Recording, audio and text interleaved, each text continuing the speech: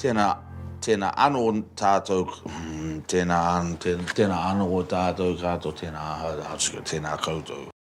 I've come here in the hope that you'll respect my right to tell this version of the story. And if you have a different version, I will completely respect your right to be wrong. Any Maoris here? Any Maoris here? No, any Maoris here? What about Māoris? Any Māoris here? Oh, well, welcome to our country, white people. Kia ora, kia ora. E kui mā koroma tēnā koutou. Rurangatira mā, kia ora mai tātou. E ngā mana, e ngā reo, e ngā iwi o te mutu, no mai, hara mai, tēnā koutou, tēnā no tātou katoa. Kia ora. I've been impacted on the colonial settlement regime right up to now. I was introduced very politely by Mātai as Nick Tupaia, but in fact Nick's not even my name. Just pronouncing their name right, to some boys, makes them feel really good about themselves. Even though some of us might think that that's a small thing, to them it's really important because they may have had it mispronounced for 5 to 10 years. So I said, my name's not Nick.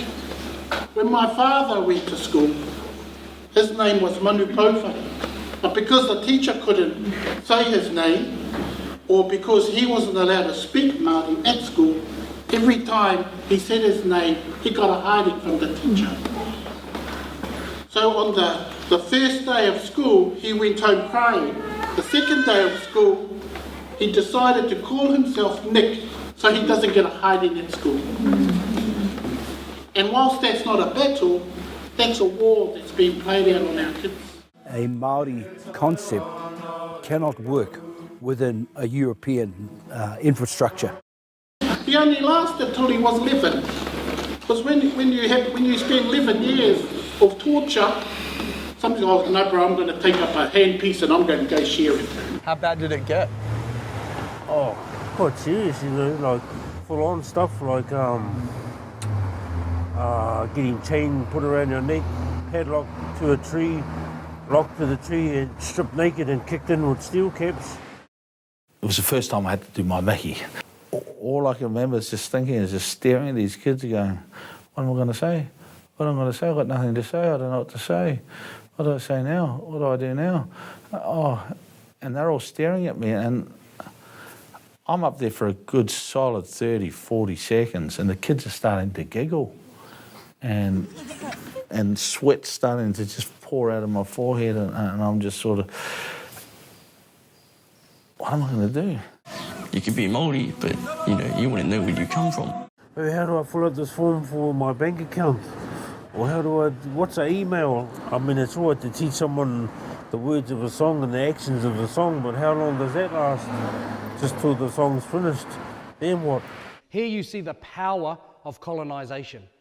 We're so willing to accept Western beliefs and myths and make them Māori and disregard our traditional ones. It did make me realise one thing, which I was able to turn a negative into a positive. It made me realise and determine that I have to learn my language so that does not happen to me again. When we come together like this, we need to hear the truth about New Zealand's history. There's no gain in telling you further misinformation because there's been so much misinformation about New Zealand's history. The country still doesn't hear the story of New Zealand. The Waitangi Tribunal has done some amends towards retelling the story of New Zealand. Retelling the story becomes a new story for us, for our children. It becomes a story without powerlessness, without hopelessness, without fear, and without anger.